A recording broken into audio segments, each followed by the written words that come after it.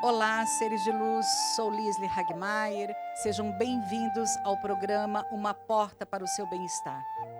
Vamos receber agora Daniel Lima, naturoterapeuta, que vai contar um pouquinho para nós a sua história. Seja bem-vindo, Daniel. Olá, Lisli. Seja muito bem-vindo. Agradeço muito o convite. Sinta-se à vontade, por favor.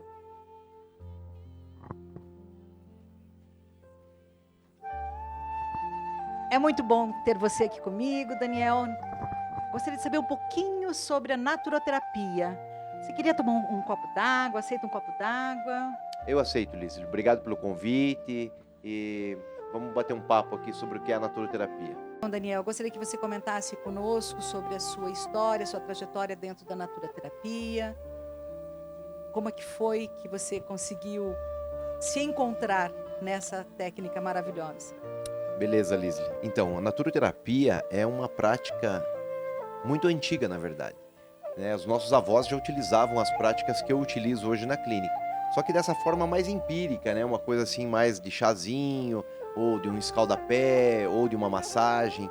Então, com o passar do tempo, as pessoas foram vendo que essas terapias necessitavam ser sistematizadas, ter um enfoque um pouco mais concreto, né? E a minha história para chegar na naturoterapia é um pouco diferente, vamos dizer assim. Eu fui atleta de luta, lutei MMA, lutei vale tudo, lutei boxe, lutei greco-romana, lutei quase tudo que dá para lutar. E, além disso, eu fui bombeiro militar também. Então, essas atividades trazem muitas lesões, né? O pessoal trabalha muito com o físico, então isso tem a parte ótima, né? Mas tem também algumas questões relacionadas às lesões. Um certo dia eu precisei de algo que me ajudasse além de anti-inflamatório e corticoide. E daí eu fui encontrar uma pessoa que me ajudou através da naturoterapia com quiropraxia e acupuntura, né? Então, chegou um momento em que eu estava precisando tomar remédio para poder treinar. Eu tenho 6 hérnias na coluna, entendo bastante de dor, porque eu senti bastante essa dor também. E num certo momento da minha vida eu quis mudar um pouquinho, quis parar um pouco com os treinos e parar com a luta, porque já não conseguia mais mesmo, já estava além do meu limite físico, né? Então comecei a procurar alguma coisa que pudesse fazer e responder uma pergunta que eu me fiz há muito tempo atrás. Até esses dias eu fiz um post sobre isso. Responder uma pergunta: o que eu quero estar fazendo com 80 anos? E ajudando as pessoas, né? Muito bem, Daniel. Viver de acordo com a sua essência, viver com aquilo que você está alinhado, tenha certeza, terá um futuro bem leve, bem promissor. Obrigado. Eu já estou, na verdade, há 11 anos nesse caminho, né? A última luta, a última competição foi em 2006. Já faz um tempinho. E o pessoal da luta, às vezes, que me conhece, a gente se encontra, o que você está fazendo totalmente diferente, né? Ou então o pessoal que foi bombeiro comigo, que inclusive ontem fazem 25 anos que eu havia entrado no bombeiro. Eles estão inclusive fazendo um encontro agora dos 25 anos depois, né? A turma toda. E é bastante gratificante também perceber que desde aquela época eu já estava nesse caminho de ajudar o próximo, né? É uma coisa assim que o bombeiro também fez com que eu encontrasse em mim, né, essa necessidade, essa vontade de constantemente ajudar o próximo. Isso é uma coisa bastante gratificante também. Então, a Naturo traz isso de uma forma bastante bem estabelecida na minha vida hoje. A naturoterapia, só explicando um pouquinho do que é realmente, né, é um curso superior que aqui em Curitiba acontece na Faculdade Espírita.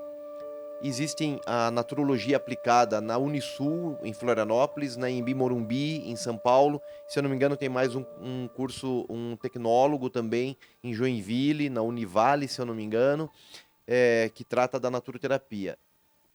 O que é realmente isso, né? São cursos que dão um enfoque das terapias naturais, fitoterapia, massagem, quiropraxia, no meu caso também a acupuntura. Depois eu fiz uma pós-graduação em acupuntura.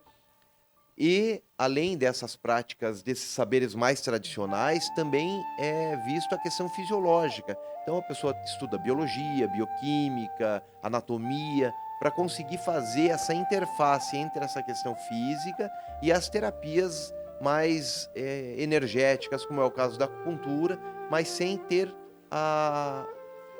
sabendo o que fazer, né? Para não realmente não trazer dano, que é a primeira coisa que a gente precisa fazer para o paciente, né? Não danificar, né? Não trazer dano. Então, o curso é bastante embasado nessas duas vertentes: fisiologia ocidental, bioquímica e a parte daí da medicina tradicional chinesa. A medicina tradicional chinesa, ela tem um enfoque, vamos dizer assim, teve bastante vertentes diferentes, mas o taoísmo é uma que realmente embasou bastante da medicina tradicional chinesa. E na medicina tradicional chinesa e no taoísmo, a observação da natureza era como eles buscavam entender o próprio corpo também. Então a água se comporta de uma forma na natureza. Será que ela se comporta da mesma forma no nosso corpo? Então a água tende a descer na natureza, no nosso corpo também. O fogo na natureza tende a subir. No nosso corpo a gente não tem fogo, mas a gente tem um calor ou um excesso de pensamento, então ele também tende a se concentrar no alto. Então essa busca de verificar a natureza, identificar esses padrões dos elementos no nosso corpo é bastante taoísta e traz, né, o embasamento da medicina tradicional chinesa. Na verdade, a gente até busca mudar um pouquinho. Antigamente chamava-se muito 5 elementos, né? Hoje a gente trabalha mais com 5 movimentos, que é os movimentos desses elementos e a comparação com esses movimentos dentro do nosso corpo. Você poderia falar para nós esses elementos, porque muitas pessoas devem conhecer, saber sobre eles? Sim, sim. Então, o primeiro, como a gente já falou, é a água. Tem uma relação, né, com a nossa fisiologia através do rim e da bexiga.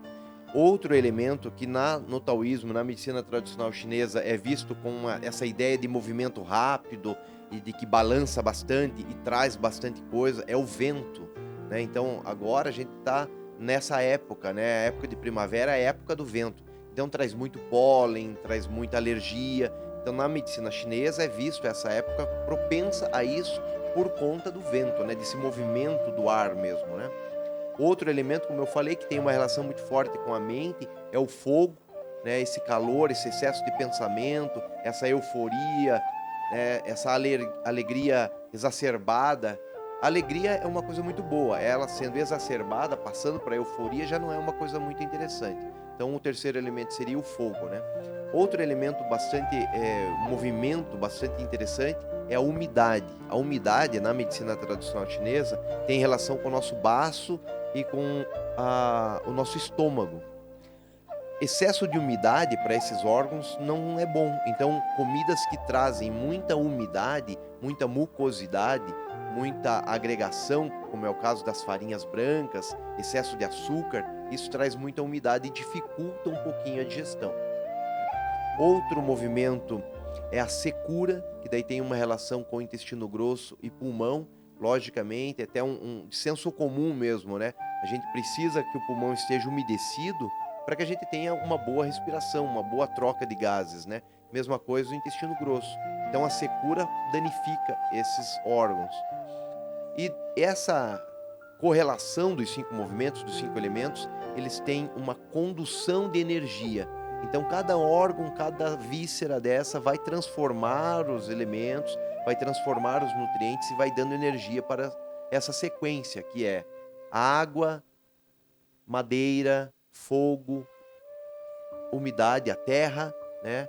E o intestino grosso e pulmão, que tem uma relação com a secura, e o movimento principal dele é o metal. Então, os 5 movimentos ou 5 elementos são esses: a água, a madeira, o fogo, a terra e o metal. Deixa que eu te sirvo, Liz.